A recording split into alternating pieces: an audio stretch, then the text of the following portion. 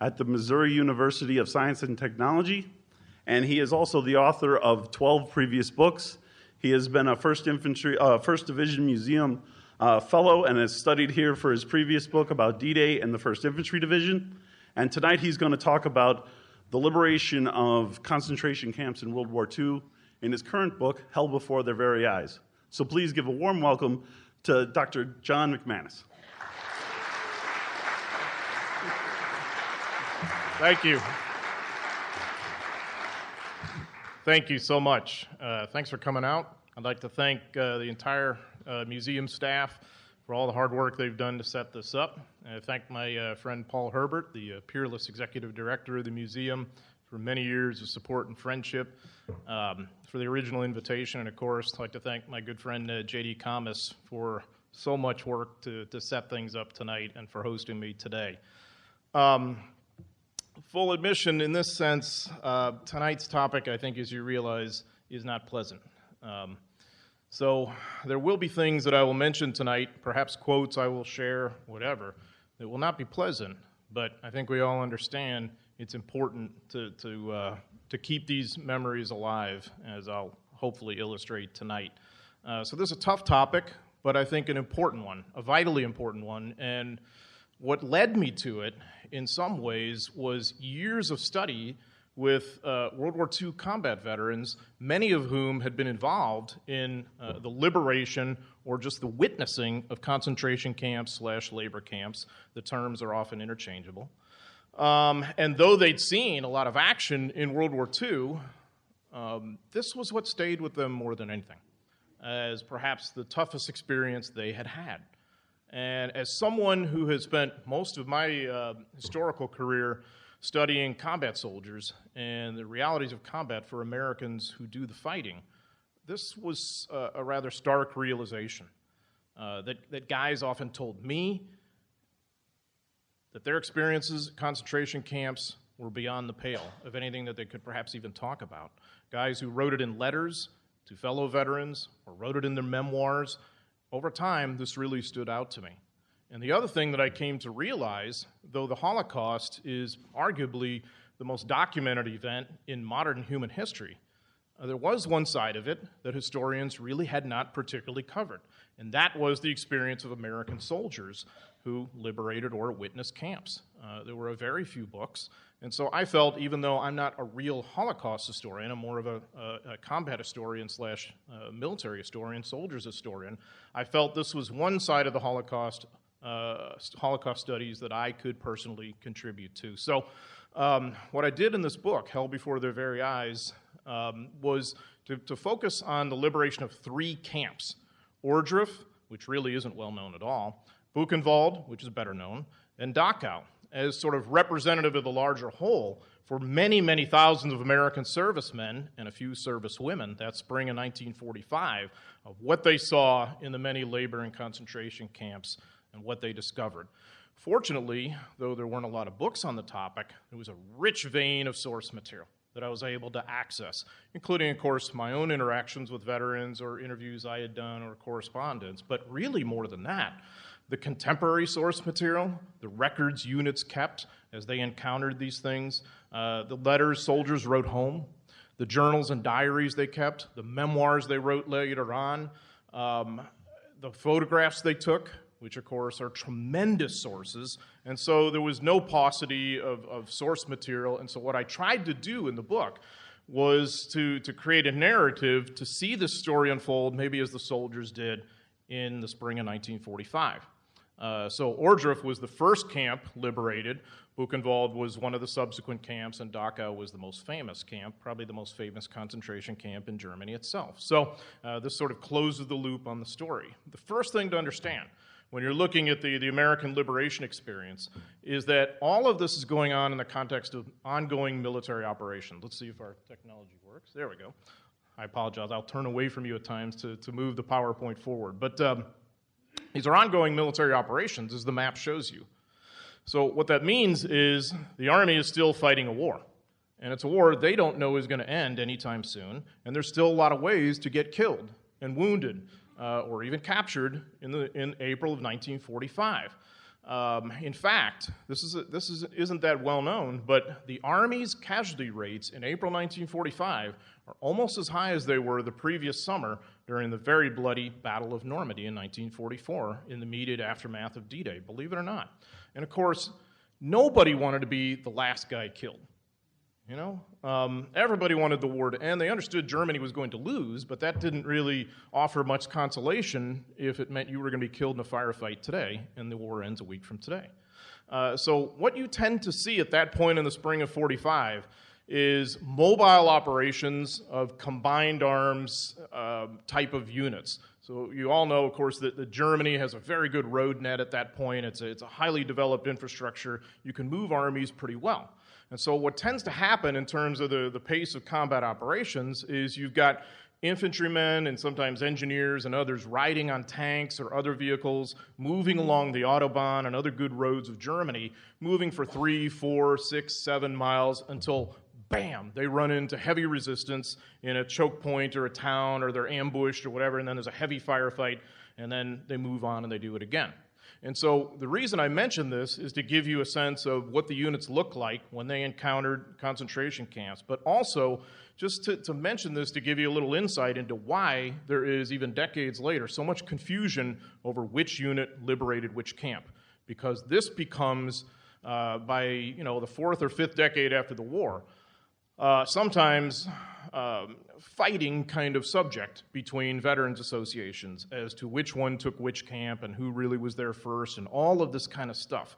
The kind of folks that issue that the liberated didn't care about or particularly understand, but among the soldiers it was a great point of pride.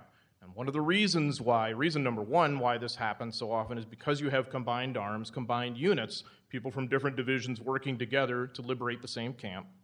The other thing is that there's so much confusion at the time as to where you are, what you're doing, who's doing what. So a lot of this goes through the mists of time. So, ongoing operations. Now, if you look to the middle part of the map, right there in the heart of Germany, in a state called Weimar, W-E-I-M-A-R, there was a camp called Ord Roof. Ord Roof is located right in sort of central Germany, and it was a low-level labor camp. On April 4th, 1945, a combined sort of advance convoy from the 89th Infantry Division and the 4th Armored Division, moving along the roads eastward, pursuing the German army, runs into this labor camp. And before they even get there to see the camp itself, they see evidence of what had gone on in the camp. And the main evidence was all sorts of bodies clad in the unique prisoner's garb that we tend to associate with the Holocaust. All sorts of bodies lying in ditches and along the side of the road, and a few survivors, too, coming out of the woods to greet them. Well, they didn't know, the Americans didn't, the background of what they were about to see, the background of the camp. Ord Roof, as I mentioned, is just a low-level labor camp. One side of the Holocaust that I think we tend to lose sight of is the fact that really, even more than genocide, it was a slave labor operation. Millions of people from around Europe, primarily Eastern Europe, taken from their homes and worked as slave laborers for the German war machine. And so what had happened is for every one big concentration camp like Buchenwald or Dachau or whatever, there were usually all sorts of sub-labor camps spread out throughout that vicinity, that general area. Well, Ord Roof was a sub-camp of Buchenwald. Buchenwald had 88 sub-camps, of which Ord Roof was just one, a lower-level place. It had been established in the fall of 1944, and the purpose of it was to create slave labor to build an underground headquarters complex for the German High Command. Heinrich Himmler, the notorious head of the SS, had felt that eventually Hitler would need a kind of redoubt or nerve center or headquarters right in the middle of the country. And so he orders that this place be built. So slave laborers then are farmed out from Buchenwald. How big was Ord Roof? Maybe about 10,000 prisoners. And the enclosure itself isn't much. It's a couple of dozen ramshackle barracks buildings enclosed by a barbed wire fence, a rickety guard tower, and if you're one of the prisoners in that camp, you are taken out of the camp probably early morning. You work all day in this tunnel complex, moving communication equipment, digging, excavating to move soil and rock to get the tunnel even deeper. What kind of food are you eating? Not much. Treatment is abysmal. You're probably getting maybe about 800 calories a day, watery soup, what was called sawdust bread, often made literally from sawdust. If you're lucky, little bits and pieces of rotten meat or fat thrown in here or there. So you're probably starving to death. They don't care at all. They intend to just work you to death. That's the Nazi slave labor operation. So what's the situation in Ord Roof by the time U.S. Army soldiers get there on April 4th? Well, it's unique in this sense. There weren't too many survivors to greet the Americans.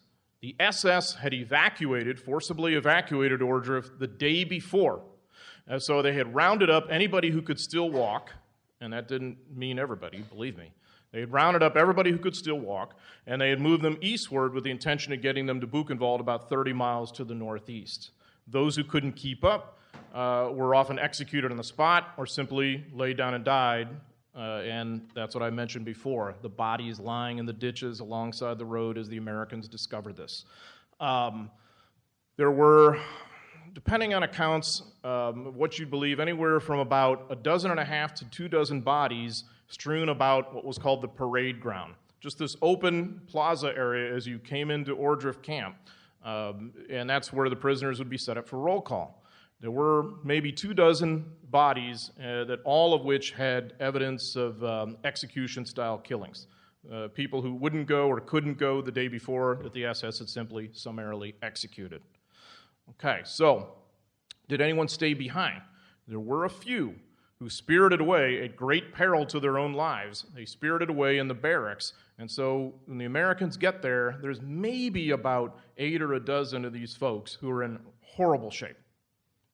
So the Americans have seen the bodies, they've seen a few survivors who have filtered away from that death march on the way to Buchenwald, and now they see a few from inside the camp. They can hardly believe their eyes. The people they do encounter were in absolutely terrible shape. The American soldiers are shocked, and these guys were there, I wasn't, so I'll share some accounts that they had mentioned. I'll share that with you tonight that perhaps will bring it to life better than I could. This is Private William Charbonneau, who was all of 19 on April 4th, 1945.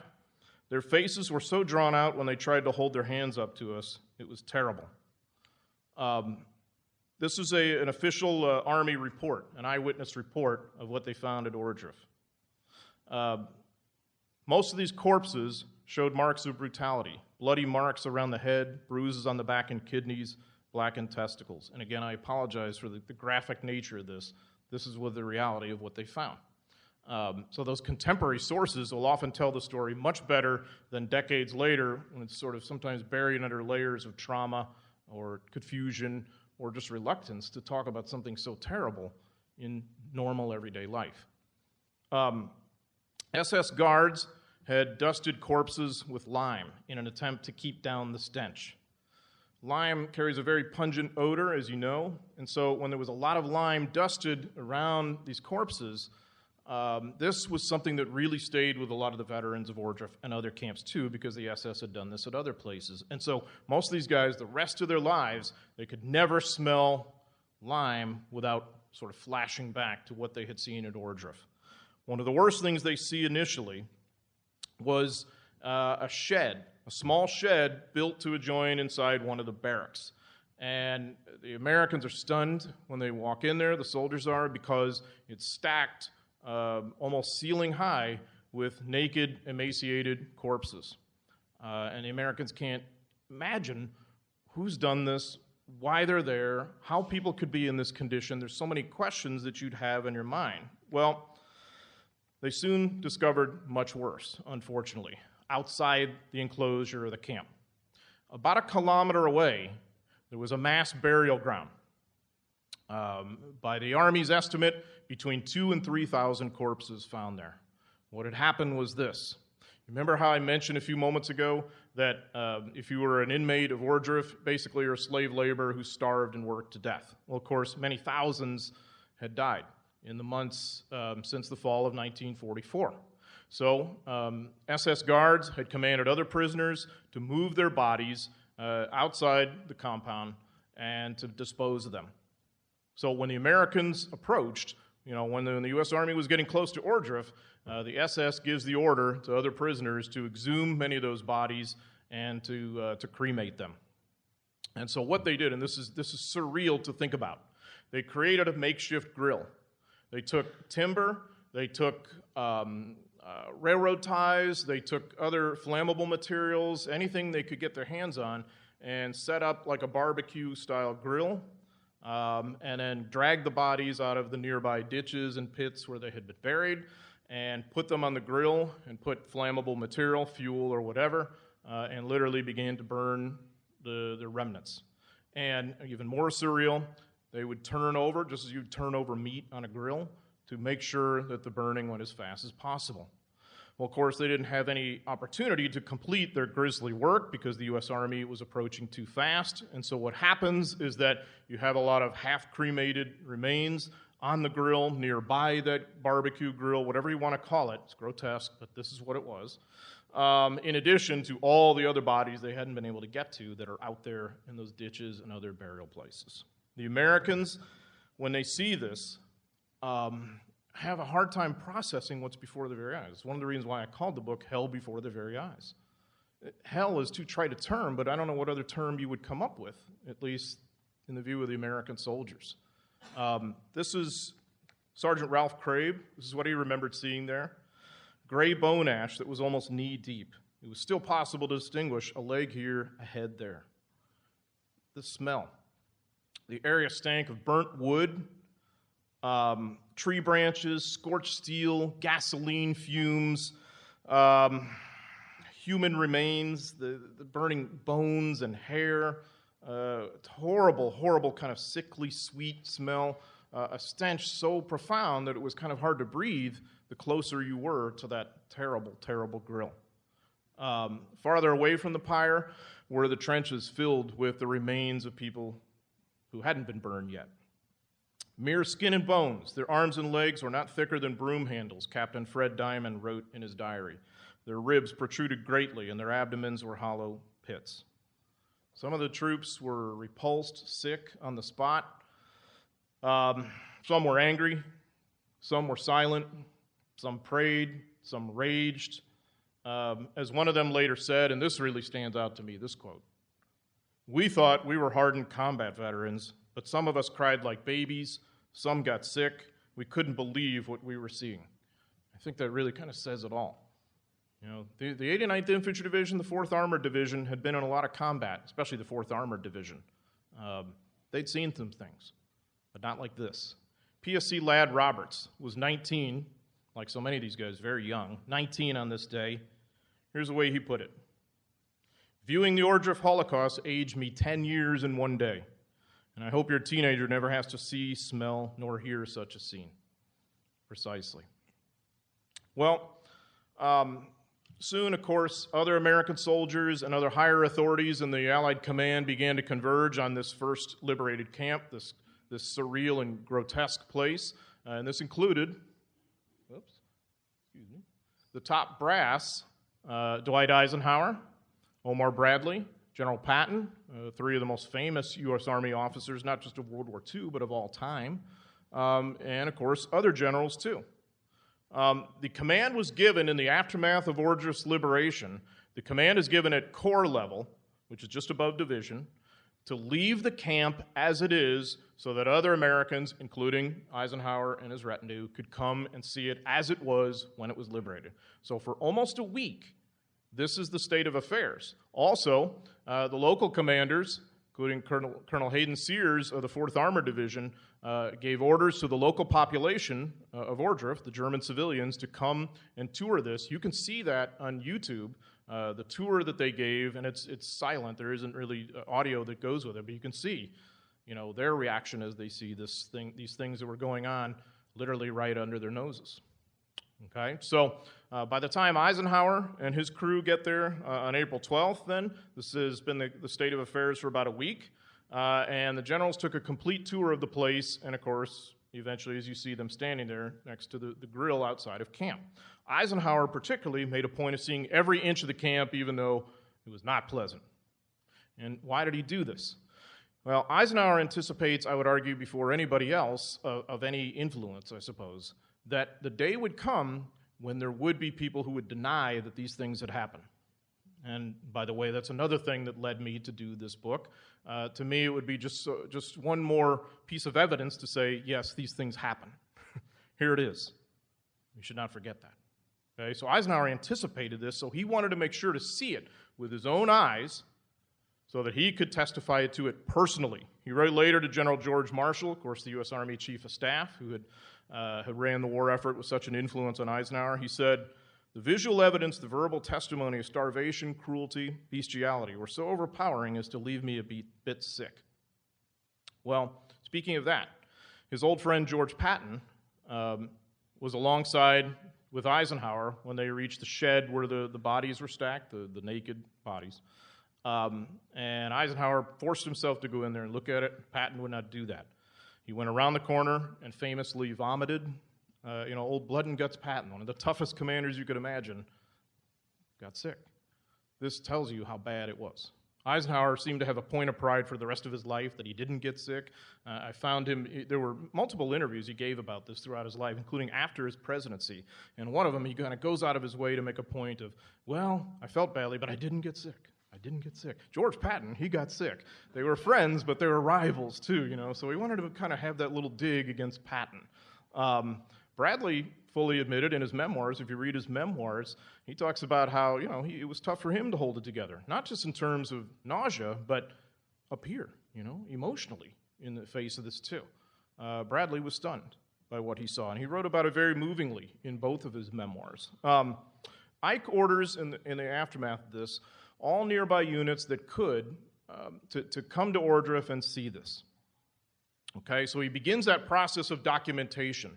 And we take this for granted all these decades later, but it was really something that someone had to kind of visually and rationally sit down and say, we're going to do this. So he urges the British and American governments to send delegations to come witness this. They will do so. Also, media. To have media delegations to come see this too, beyond the war correspondents who might have been on the scene, also others too, so that you could document this fully. Okay. Well, the day before, April 11th, the day before Ike and his crew toured Ord Roof, April 11th, a combined arms U.S. Army unit, the 6th Armored Division and the 80th Infantry Division, approached Buchenwald.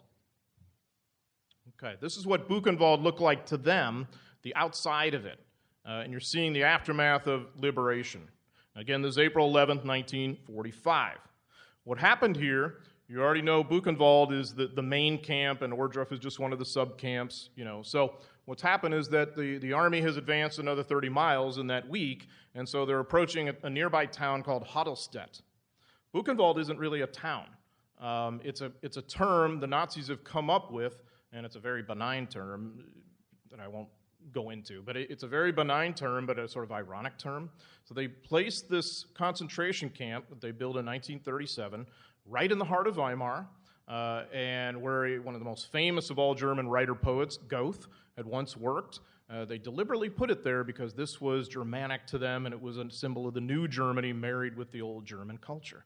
And so 6th Armored Division, 80th Infantry Division are approaching Holocaust, and that's their mission, and all of a sudden, they run into really desperate-looking, lean, weirdly uniformed, the prison garb, armed guys along the road near Holocaust who flag down the column and say, we're escaped prisoners. Most of them were Russian. We're escaped prisoners.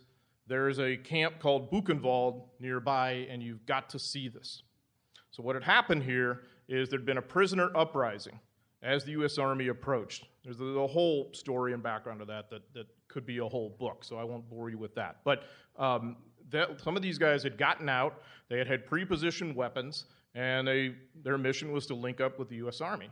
Well, the Army's mission isn't to go deal with this concentration camp, and you'll find that time and again. The Army's focused on, we need this objective, we're fighting today, and then all of a sudden we run into this, So a recon element is detached to go investigate what they've pointed to, and this is from the 9th Armored Infantry Battalion, and they are the first U.S. Army troops who go into Buchenwald on that day, on April 11th. It's about 3:15 in the afternoon, and the clock will forever remain in Buchenwald at that hour of liberation, even today when you go to visit. So, what do they find? Well, just by way of background, I mentioned the camp is founded in 1937. Originally, this is just a camp for what the Nazis called asocials, people who wouldn't get with the Nazi program, wouldn't work the way the Nazis wanted them to, independent thinkers, also criminals, common criminals, political opponents, communists, socialists, and the like. The camp is built by slave labor, by the prisoners in the late 30s. It's not a terribly deadly place until the war begins. Of course, it's home to corruption. Ilse Koch and her husband, the Commandant Eric Koch, and all sorts of shenanigans. And again, you can look into that. There's some really good work on that that's outside the scope of what we're talking about tonight. But Buchenwald obviously isn't a pleasant place, but it becomes really bad once the war starts and the slave labor effort begins to ramp up. And so you have a lot of Soviet POWs and Eastern Europeans who have been uprooted from their homes and brought there as slave labor.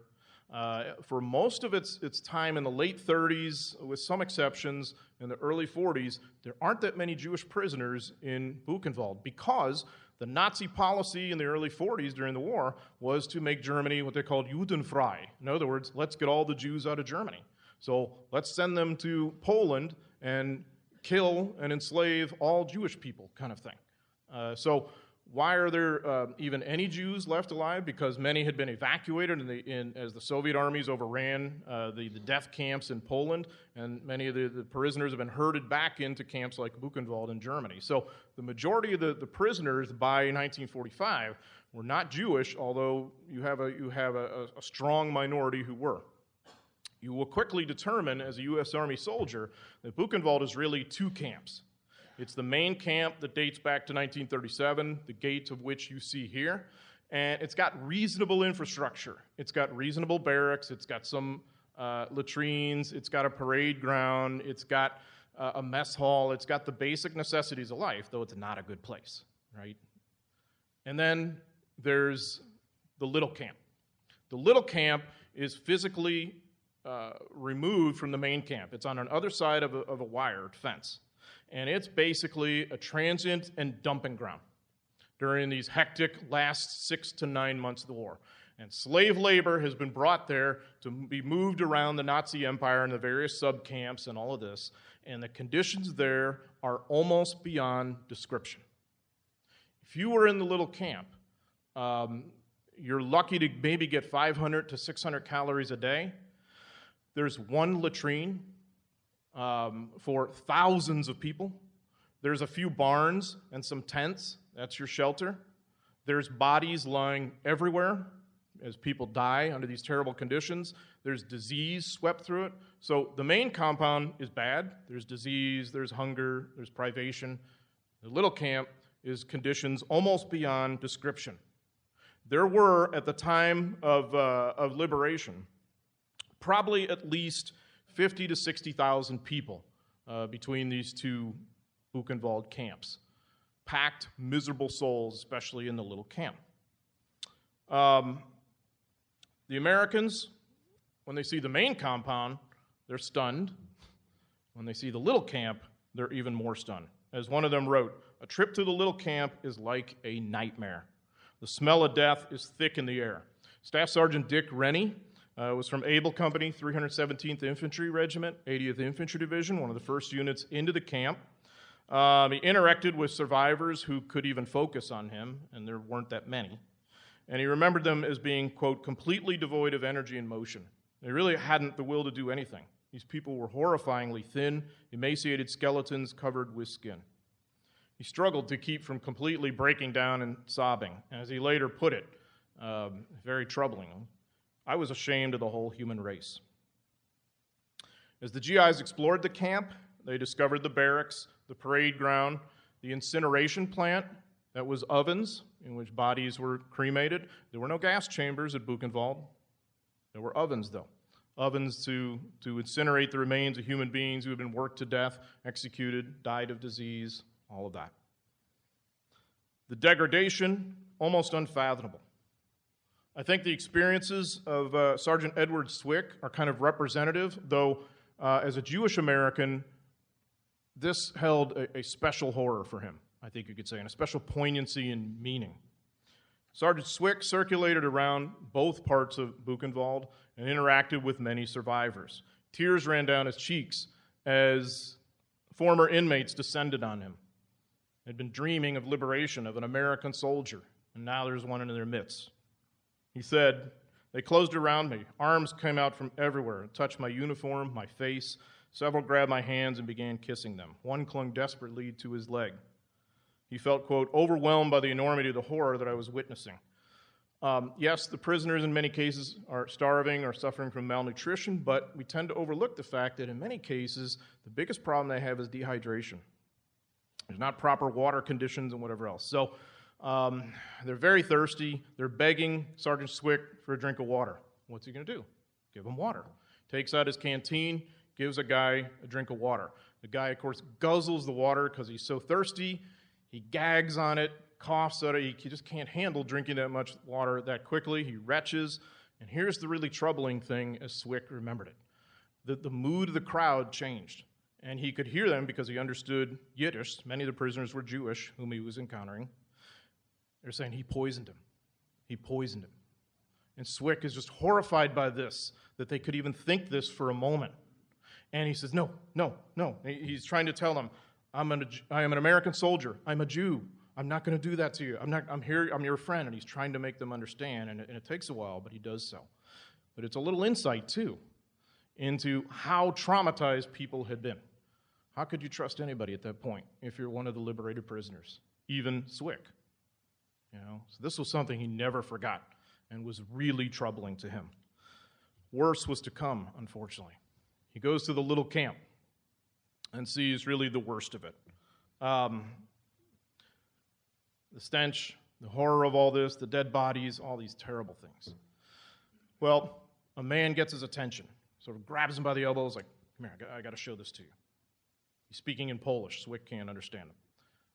The guy guides him to what had been the latrine. And I apologize, this is terrible and graphic, but I think this conveys what the soldiers saw, and I think it's important. The stench is so bad, Zwick is burying his nose into the crook of his arm. He can hardly stand it, but he forces himself, as the man points down into the latrine, he forces himself to look down there. And he saw, as he remembered it, at the top of that nearly filled pit of human waste lay an almost submerged, rotting body of a man. Poor soul must have lost his balance, fallen off the two encrusted boards that served as the seat. And in that cesspool of human filth, he lost his fight for breath and either suffocated or drowned. This was how the Nazis had degraded people. In the little camp, you didn't even matter. You weren't human.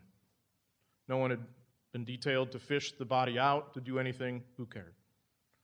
And again, that stayed with him. He went back to the main compound, to the incineration plant where the ovens were.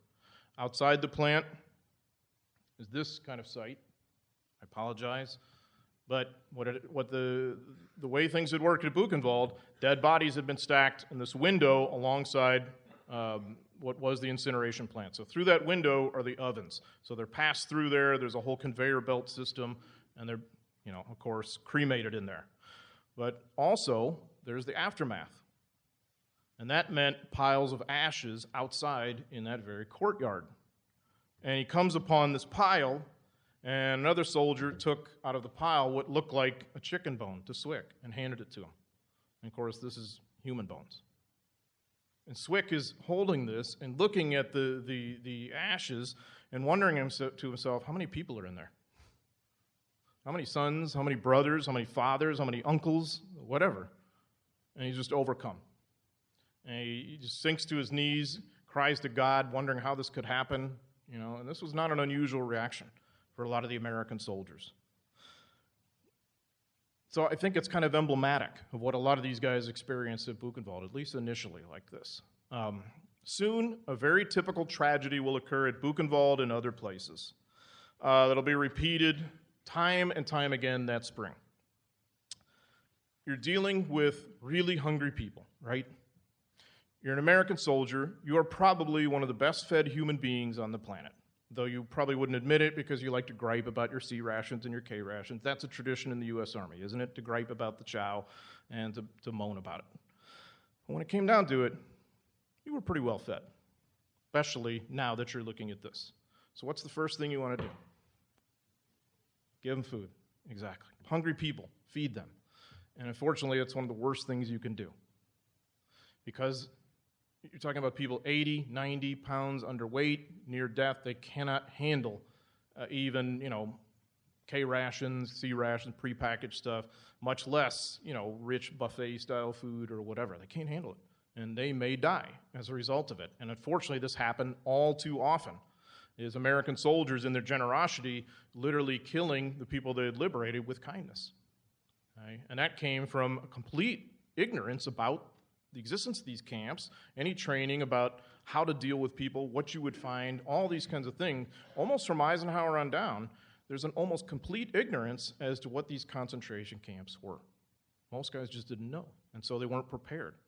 The other thing that's really traumatic for a lot of the American soldiers, now you've got people who are excited to see you. They've probably been dreaming for years to be liberated from these horrible places and to go home, find their families, all these understandable things. You can't let them do that. They're going to die. If you let them just roam around out there, they're not going to make it. They have typhus. They have dysentery. They have all sorts of diseases. They need medical care. You've got to tell them you need to remain in place. This is really difficult for a lot of the American soldiers, to see the looks in the eyes change of the people they've just liberated. So wait a minute, you're going to incarcerate me further? And to try to make them understand, and of course all the Tower Babel of languages, you can't make someone understand. When you're speaking English, they're speaking Ukrainian, whatever. So very difficult. The third thing that's sort of endlessly guilt-ridden and traumatic, for a lot of the American soldiers, they're just nauseated by the people they're liberating. Because the stench, the sight of them, the maggots and just the typhus and all this kind of stuff. They're worried about disease, and people want to hug you, and you're like, this causes a lot of guilt. Saying, I can't believe I felt that way. But it's understandable, but also not looking at them as human beings because they're in this degraded conditions, having to kind of force yourself to think, yes, these are human beings. If you don't think of the human beings, the Nazis have won, haven't they? And so that's a kind of troubling concept for a lot of the American soldiers for many, many, many years. Well, in the wake of this liberation at Buchenwald, you've got a humanitarian crisis on your hands. Thousands of survivors whom you now have to care for. The SS had cut off the water supply before they had left the camp. And of course, that's a real problem now, isn't it? If you don't have water in this camp. For hygiene and all the other things. So the first job is to get the water running. It takes about 2 to 3 days. And what you see at Buchenwald and many other places is a kind of division of labor. If you're part of a combat unit, armor, infantry, combat engineers even sometimes, you're probably moving on to the next mission. So you're probably not there that long. If you're an engineer, particularly a construction engineer or a water engineer, something like that, you're probably coming in to clean up the mess. If you're civil affairs or counterintelligence corps, you're probably trying to round up the perpetrators and whoever else you can find. Or deal with the survivors and figure out where they come from, who they are, how to get them back home, all these really dicey political issues that are much more complicated now in the long run. But arguably, the toughest job is the medics. The medics have to come and try and save lives. It's the 120th Evacuation Battalion, Hospital, that comes to Buchenwald on April 15th, so a few days later. Their commanding officer, this is an insight into gender attitudes in 1945, because this unit had nurses, female nurses. The commanding officer takes one look at the place, he says, this is no place for women. Our nurses are not going to be here. And the nurses are sent elsewhere. but they end up treating some of the survivors in other places. And at most of the other liberated camps where there were medical units with female nurses, they do remain, including Dachau, and treat the survivors. But in this instance, he tries to get his female nurses out of there. So they basically create a hospital out of almost whole cloth there, clearing out the old SS barracks, delousing it, all this kind of stuff, and try and save anybody they can. They're helped by some of the prisoners who are in better condition, including some of the surviving doctors and whatnot. They're a big help. And this just goes on day after day to try and save as many lives as you can. The final tally, according to their unit records, which are a great source, I think, they treated about 5,500 patients. They recorded 51 deaths in a 6-day period. I think that's probably an underestimate in the sense that many probably never were admitted to their hospital and died in the compound and the little camp and whatever. But still, they do have some success here. They were nursing people back to health. The sight of those near death was beyond belief, Private Hence Hill wrote to his wife. Thighs the size of my arm, buttocks no longer visible, pelvic bones seen at any angle, as were other human bones, and you can imagine the odor. Eventually, in many instances, as the liberated came to realize they were now among friends, people who would treat them with some humanity, you tend to see a very strong bond form. Sometimes bonds of friendship that lasted for decades. Maybe one of the best examples I can give you is a survivor / alumnus of the little camp, who is perhaps the most famous former inmate of Buchenwald, Elie Wiesel, who unfortunately just died in the last week. He was 16 years old at the time of liberation. He's nursed back to health by these medics. Of course, he wasn't in good shape, as you know. And this is what he wrote. They gave us back our lives, and what I felt for them then nourishes me to the end of my days, and will do so. We became not only comrades, not only brothers, we became each other's witnesses. In the aftermath of this liberation, of course, you begin to see media and governmental delegations descend on Buchenwald. The parliamentary delegation visits on April 24th, so 13 days after liberation. It was still bad enough, what they saw there. As they put it, the memory of what we saw and heard will haunt us ineffaceably for many years. The congressional report, detailed with cryptic sadness. Pictures and descriptions of the conditions of this camp cannot adequately portray what we saw there. The media delegation was comprised of 18 prominent journalists from around this country. It was headed up by Joseph Pulitzer, the publisher of the St. Louis Post-Dispatch. It included representatives from most of the big newspapers around the country, and you can find a lot of really good stories and documentation from that spring in 1945 if you look up in the old newspaper stories and you see these witness accounts. Perhaps the most famous media witness account is Edward R. Murrow, the CBS News correspondent, who had come to great prominence earlier in the war. Edward R. Murrow visits Buchenwald, and it's kind of very personal to him because he encountered many survivors whom he had known before the war. And that sort of informs his report. And this is what he said about the place. The stink was beyond all description. 2 rows of bodies, very thin, very white. Some of the bodies were terribly bruised, though there seemed to be a little flesh to the bruise. Some had been shot through the head, but they bled but little. I pray you to believe what I have said about Buchenwald. I have reported what I saw and heard, but only part of it. Most of it, I have no words. It's a very common phrase for many of these witnesses. I have no words to describe it. Language can't convey it. Well, maybe even worse was to come. I keep saying that, I'm sorry. That's just the nature of the beast.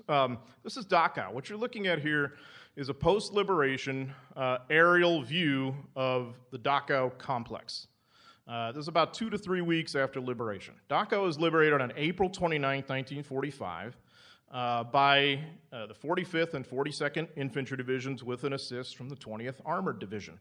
And by the way, the U.S. Army and the U.S. Memorial Holocaust Museum have created a system to officially recognize liberator units at the division level.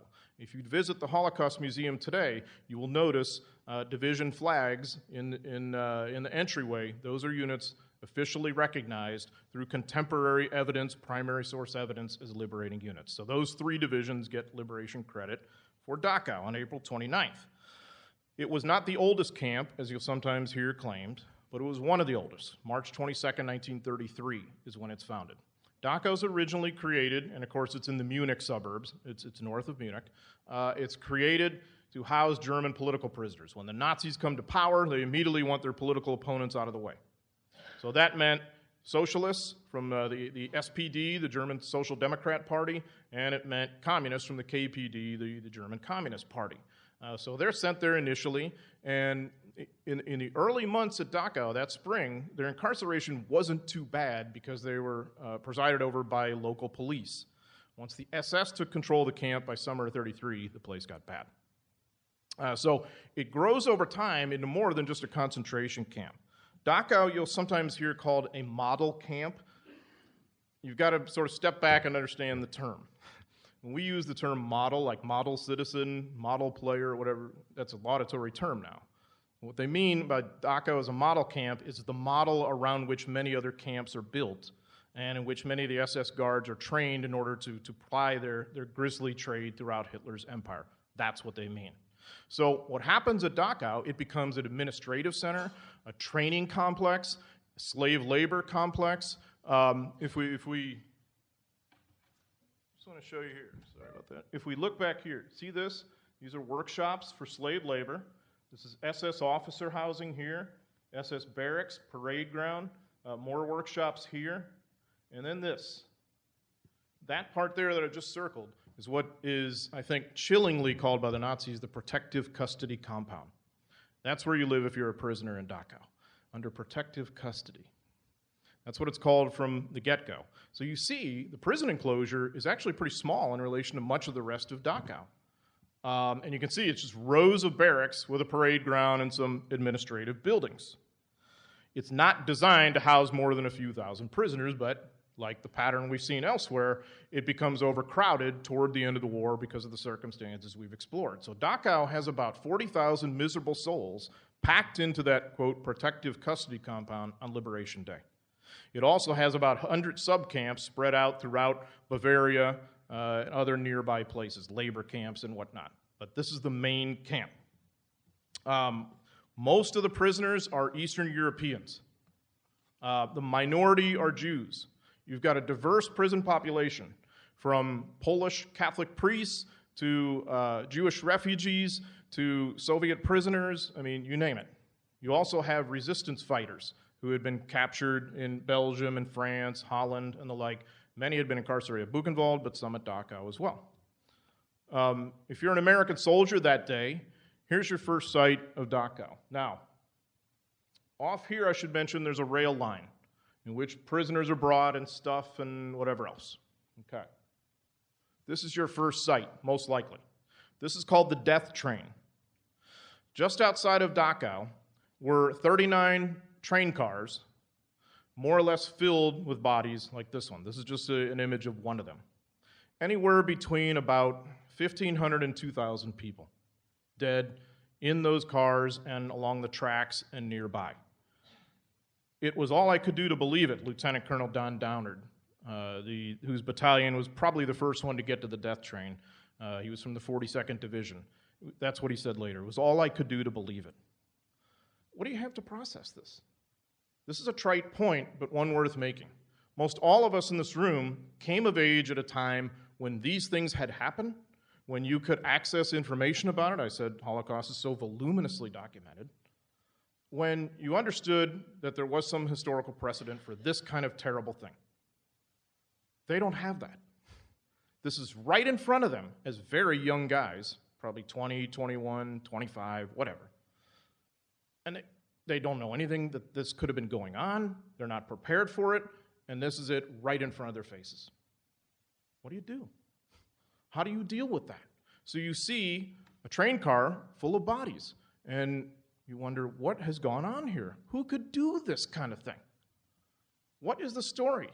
What they didn't know, what we know now as historians, is something of the origins of that death train. It had actually left from Buchenwald about 3 weeks earlier.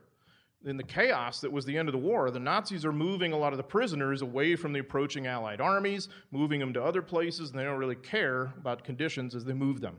So there were several thousand, 4,500 to be specific, who are loaded aboard these cars, and they're supposed to have about a day trip to go to another camp. Well, of course, the war intervenes, and this train begins to have an odyssey around the portion of Germany still under the occupation of the Germans.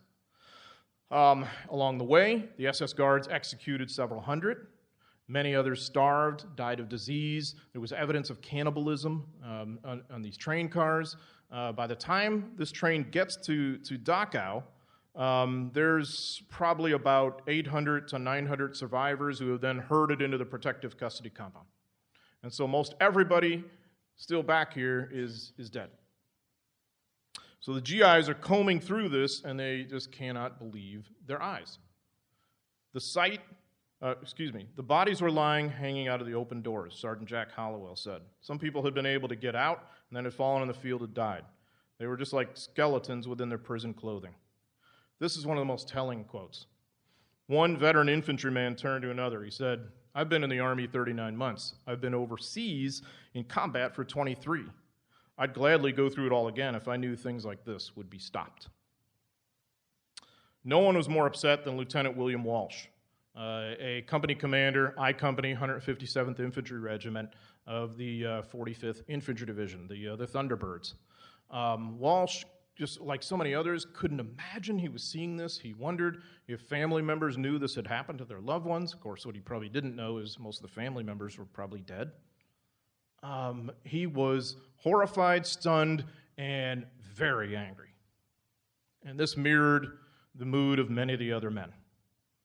His boss, his battalion commander, Lieutenant Colonel Felix Sparks, one of the youngest battalion commanders in the Army at that point, all of 27 years old, hard to imagine that now, is, of course, just as troubled, but he's trying to keep the emotions in check for all of his guys, but he can't be everywhere at once.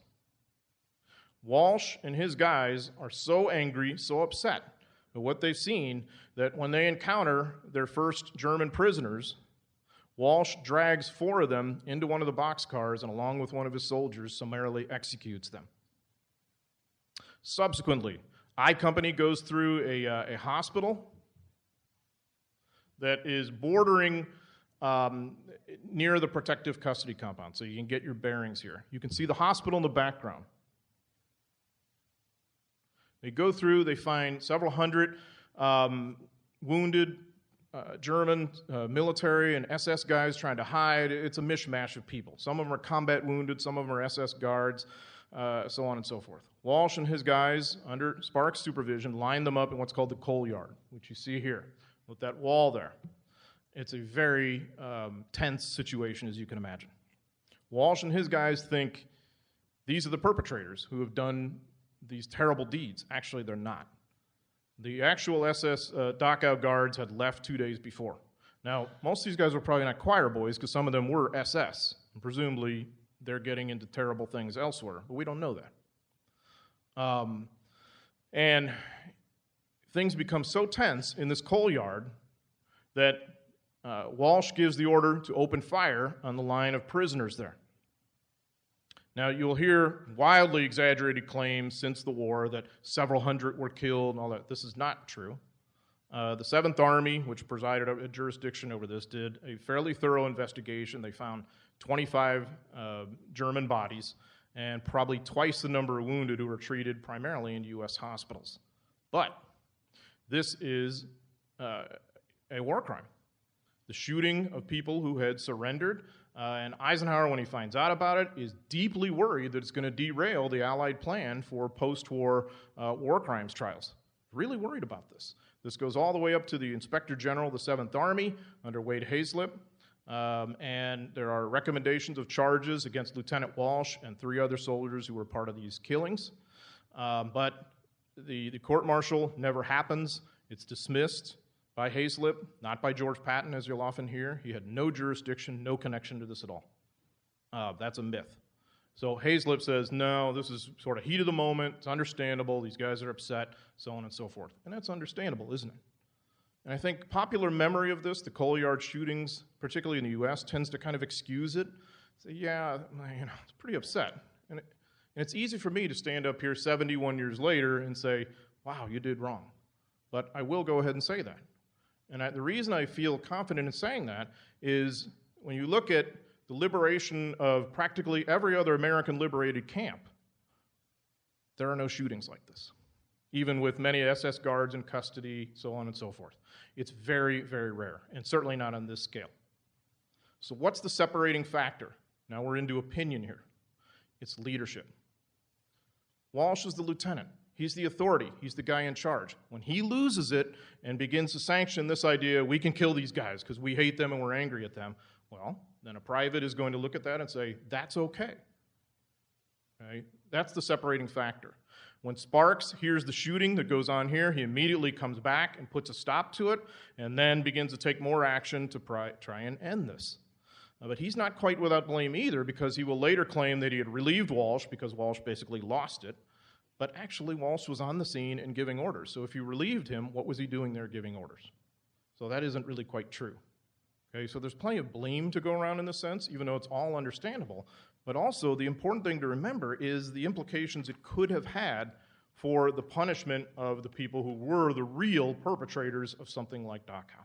So this causes Eisenhower some significant sleepless nights. It cost Sparks his command, whether it was his fault or not. So once they get on to the protective custody compound, what do they find? Well, unfortunately, more terrible sights like this. It was really similar to Buchenwald, just a more developed camp, a larger camp in some ways, a more sophisticated camp in an urban setting. Dachau has a gas chamber, though. Whether it was ever used for that purpose is still a matter of dispute. What is not disputed is there were bodies piled in it, near it, outside of it. What had happened is in the weeks leading up to liberation, people had died off and other prisoners had simply dragged their bodies and thrown them into that part of the protective custody compound. The Americans find that, of course, they're stunned. They found barracks crowded with sick, emaciated, half-dead prisoners, disease-ridden, crazed survivors mobbing the soldiers.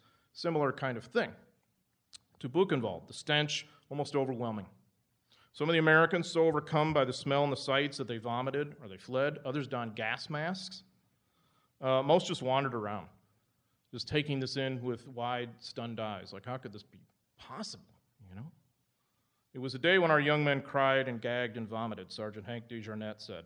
Another soldier, PFC Clifford Barrett, later wrote, "Everywhere were sights which filled us with horror. Human beings in the shape of walking skeletons, dropping dead at our feet, the dying were on the ground, looking at us, and you wondered if they knew they were now free." In the aftermath of the liberation, of course, the same process takes place as we saw at Buchenwald. Engineers come and try and clean it up. Delegations come visit, bear witness, commanders too. You see civil affairs people try and restore order, and of course, the medics. 116th and 127th evac hospitals come to Dachau and do the grisly work of trying to save lives. Remember, if you're a doctor in one of those units, if you're a medic, an orderly, whatever, you're trained to save combat wounded, healthy young men under combat trauma. Not this. Arguably, the condition of the folks in these camps is unprecedented in human history. And so now you're trying to save their lives. Here are the numbers. 9,435 admissions that I could document in these two hospitals, with about 1,600 deaths, so a 17% mortality rate over about the week and a half that they were there. Of course, many hundreds probably died throughout the compound, too. What was the effect of all this? Well, almost to a man or a woman, the liberators and witnesses of these terrible camps were profoundly affected, really, for the rest of their lives. In the short term, the camps gave some meaning and some definition to the war they had just fought. You remember the combat veteran who'd said, "I'd go through 23 months more of combat if I knew stuff like this would be stopped"? It gave definition and meaning and purpose and nobility to the war they had fought against Nazi Germany. And I would argue, too, that's partly what was at issue in the coal yard. Are you different than the Nazis or are you not? Okay? Which is why many thought it was such a serious issue. So for many, they say, yeah, this was a good thing we did, and it's why we fought here. As John Cyril put it, an infantry soldier, up until then we might not have been clear what we were fighting for, but after that we damn well knew what we were fighting against. Ernest Comito wrote to his family, "It is these people for whom we are fighting. They are truly freed, they are the liberated ones, for they feel the breath of freedom." But in spite of this, there was really not that much uplifting or positive or redeeming about the experience of liberating or witnessing these camps. For most, it was a disturbing and traumatic experience, a kind of window into humanity at its lowest, at its most depraved, a troubling piece of evidence into what humans were capable of. It's sort of hard to fathom. Many were left with a kind of boundless sense of tragedy and loss and emptiness and the guilt that I mentioned earlier. Many tried to forget, but they never really could. It's burned into my brain, one Dachau liberator later wrote. It's with me to my dying day. One medic who worked to save people at Buchenwald later opined that, quote, the scenes are so deeply etched in my memory that it is impossible to cast them aside. The only thing that vanished was our innocence. Another liberator said, I can never really describe what Dachau took from me. It was about 7 years I had to keep my weapons out of my reach. Many sort of re-examined their view of God, humanity itself, the nature of whether humans are good or evil, these eternal questions. And they didn't like the answers that they often got. In the immediate aftermath of the war, of course, very few were willing to talk about it. And that wasn't all that different from combat experiences in that sense. Many, of course, had PTSD from combat, but certainly from this.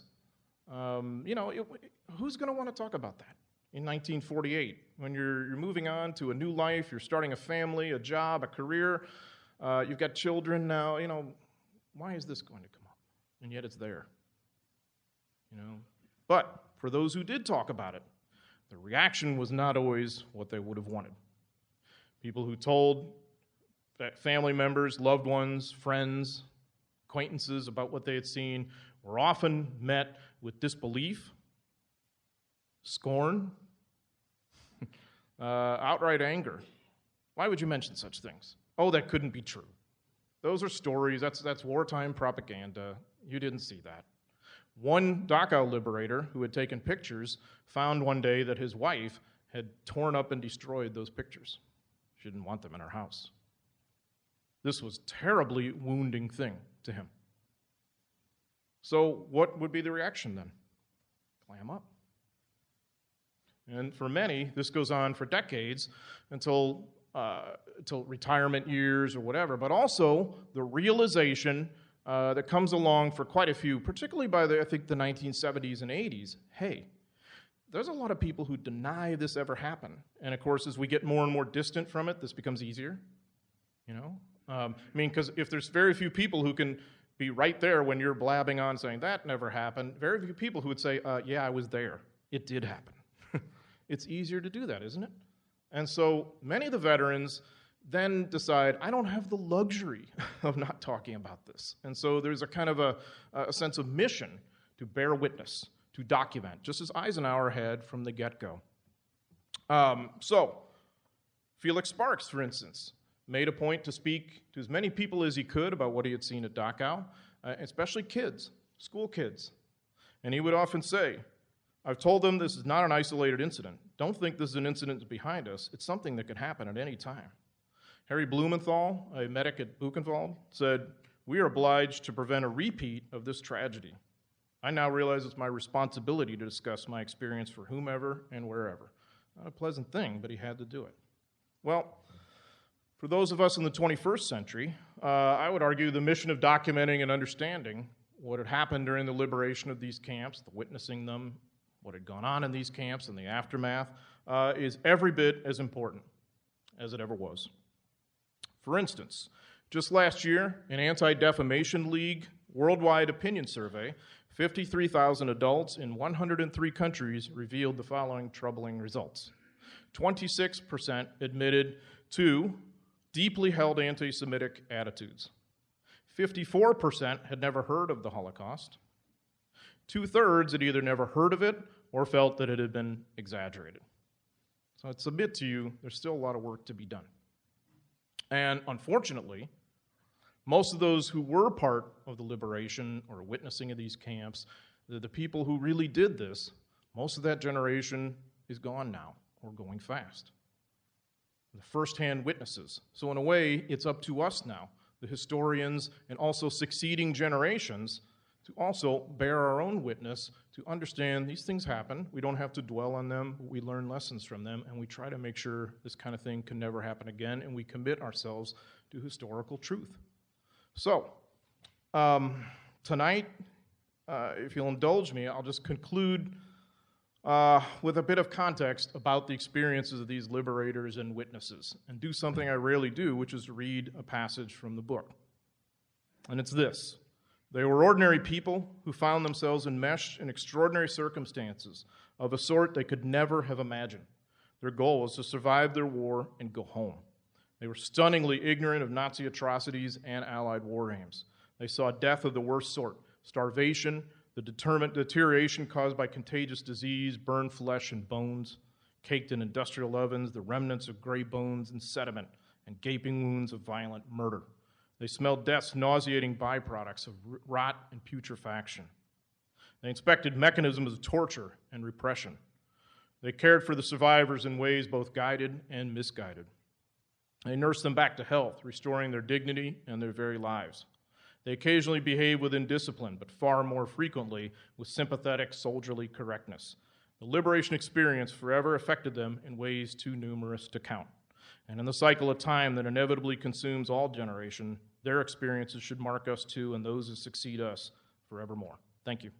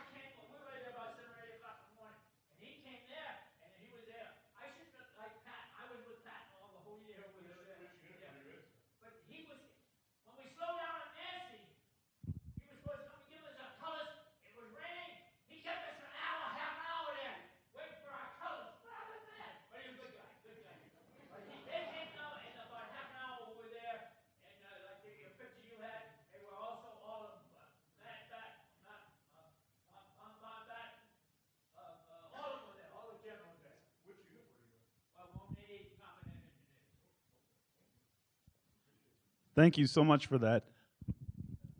If we have anyone else who would have any questions, we got someone back here. Oh, hi. I have two questions. You showed that protective area of Dachau where there were the barracks that people stayed in. I visited Dachau in 2007, and all I saw was that barracks area, and we came in from the right, and there were houses, residential houses right there, but I didn't see any of that other. Is that now gone? That is, good question. That is now gone.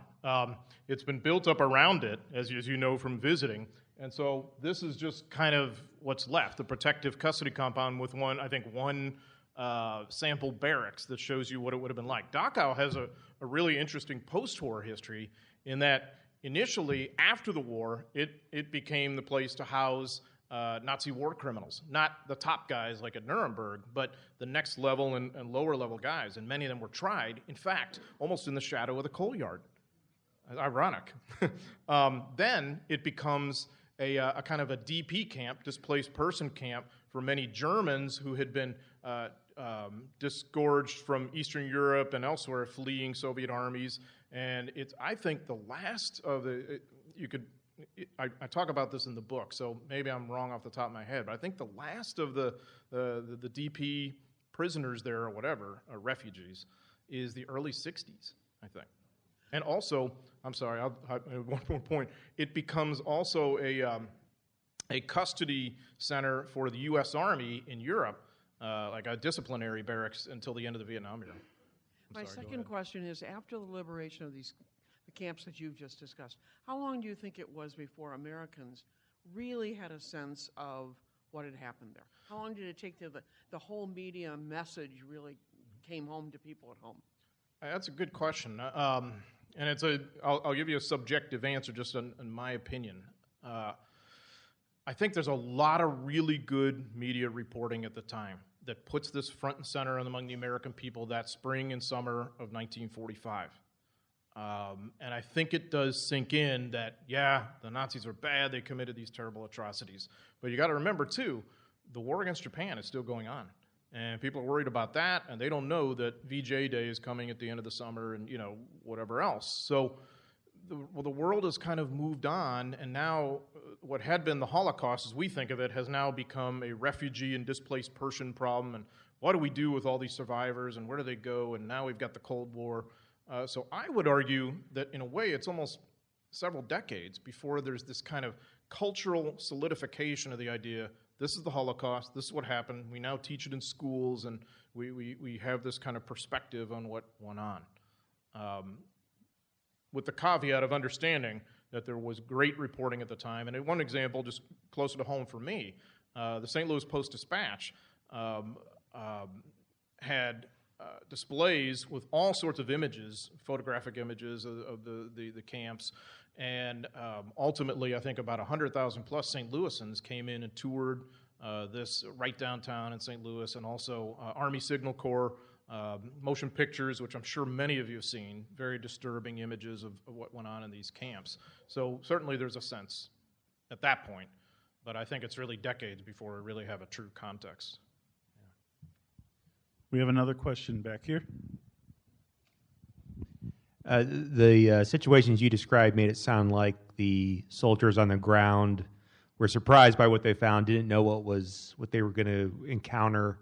Do we know of situations where commanders higher up knew perhaps what they may encounter and that wasn't shared, or all surprise? If there is, I'm not aware of it.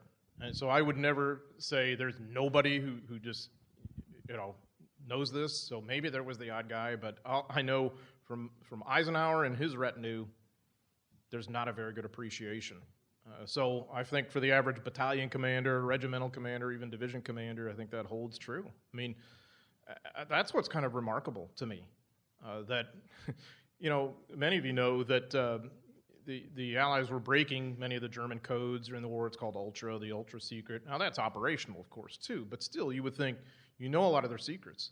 And of course, as I'm sure many of you know, a lot of concentration camp escapees at the risk of their lives had documented many things, especially in the East. Not as much at Dachau or Buchenwald, but still.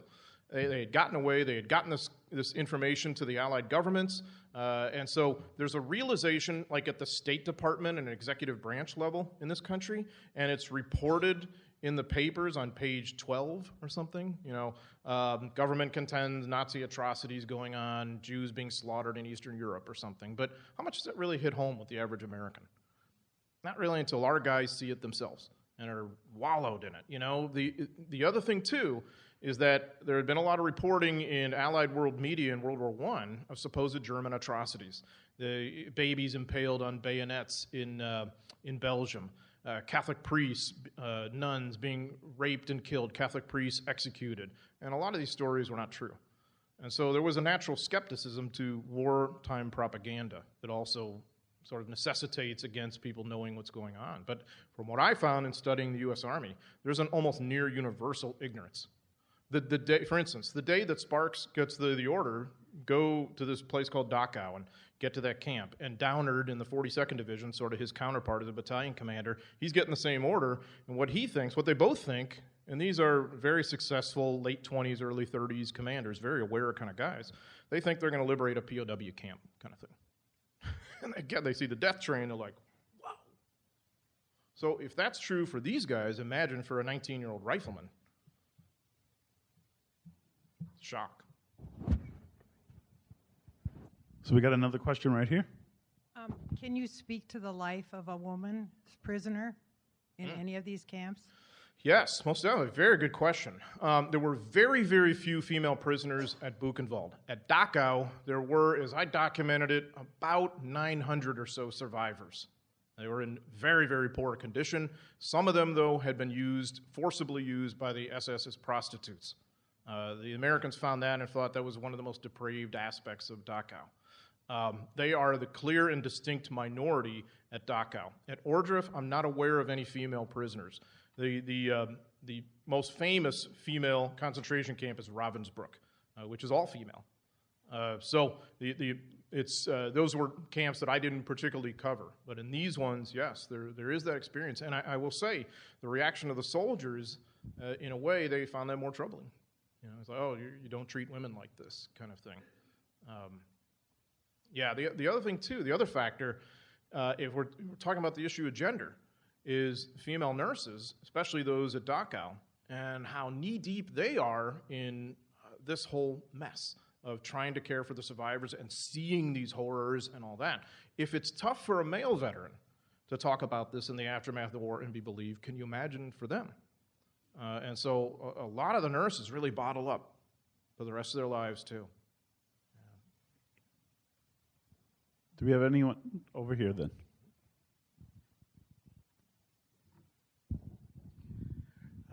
I just had one question since you had interviewed a lot of the veterans. I had talked to one veteran who went through one of the camps, and he said afterwards that his unit never took any German prisoners after that. Is that something that you also found in talking to the veterans in that? I've heard cryptic stories like that. As an historian, I have to be kind of a slave to the evidence. I can always tell someone that. Is it really true? If we looked at the reality of the situation, how would we document that? I don't doubt that could have gone on. The same thing happens, of course, in the wake of the Malmedy Massacre, which you've probably heard of during the Battle of the Bulge, and the SS slaughters, several dozen U.S. prisoners during the early stage of the Battle of the Bulge. And, of course, the word of that spreads around the U.S. Army like wildfire, and it becomes, we're not taking any SS prisoners to, we're not taking any prisoners. So this definitely happens in combat, the hatred, the fear, all that kind of stuff, too. So, I wouldn't doubt that at all, but I will point to this reality that, that April and May of 1945, when these camps are liberated, the United States Army is taking literally hundreds of thousands, if not millions, of prisoners. So I think that the vast majority of instances, this isn't going on, with allowances for the fact that it's quite possible someone did operate that way. Yeah. But I have, to answer your question, yes, I've heard that. Absolutely. So we'd like to take maybe one more question here. We've got one right here, this gentleman. When you were doing the researches, did you use Yad Vashem in Israel as a listing for the units and the people that did the liberation? At the correspondence level, I did not go there.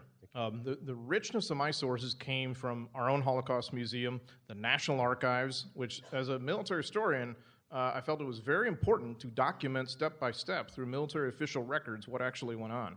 So everything that's in that book, I was able to look at from 2 to 3 different sources that I was able to find at a primary source level. The 42nd Division has a remarkable archive of all places at the University of Nebraska.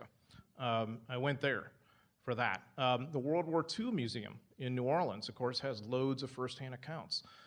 If we go back far enough, when I went to grad school at the University of Tennessee, and in the doctoral program, we gathered many firsthand accounts from World War II veterans. This was in the mid-'90s. Of course, then I had a lot of stuff from there. So Yad Vashem was very helpful, but there was not much they would have that wouldn't duplicate what I already would have in the other spots. The reason for the question is my wife's father was a company clerk with Patton's Third Army at Buchenwald and Theresienstadt. Mm. He spoke fluent German, so he posed a lot of the living skeletons that translated master records. But he never, ever talked about this. Oh, Oh, is that right? Yeah, I believe that. Does he know what happened to those records? I wonder about that. I'll bet those are fascinating. You should. You might have written about it to your mother at that point. And that was what was so interesting to me. Is a lot of times guys would write about it in letters home because it's so fresh in their minds. It's such this is what's going on, and I want you to know. And yet by the time they got home, 5 months later, and you see this in letters all the time. It's like, there's so much happened today. I can't wait to tell you about it someday after the war. And then you'll hear from, the son, the grandson, the granddaughter, whatever. Oh, he never talked about it. We didn't even know he was in the army until after he died. All this kind of stuff, and it just breaks your heart as a historian. You're like, oh my gosh.